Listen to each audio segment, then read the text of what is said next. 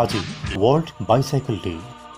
সুস্বাস্থ্য গঠন আৰু প্ৰদূষণ নিয়ন্ত্ৰণত চাইকেলে এক গুৰুত্বপূৰ্ণ ভূমিকা গ্ৰহণ কৰি আহিছে। ক্ৰমশ মানুহৰ মাজত গুৰুত্ব বাঢ়িছে চাইকেলৰ। আজি বিশ্ব চাইকেল দিৱসৰ দিনা শিৱসাগৰত ওলাই আহে অৰ্ধশতাধিক চাইকেল ৰাইডাৰ। শিৱসাগৰ জিলা প্ৰশাসনৰ উদ্যোগত আয়োজিত সজাগতা ৰেলীটোৰ ফ্লেগ অফ কৰে শিক্ষাবিদ ৰমন শৰ্মাই।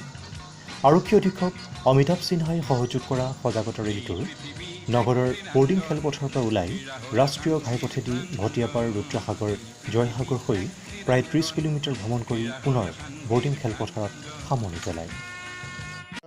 ৱৰ্ল্ড চাইকেল ডে আজি আমি সেইটো ডে অবজাৰ্ভ কৰিবলৈ আজি আমি শিৱসাগৰ চাইক্লিং কমিউনিটিয়ে এটা ৰাইড ৰাখিছোঁ which is supported by district administration, and this will be around 18 kilometer ride, and we are promoting cycling, which will curb pollution and it will be healthier.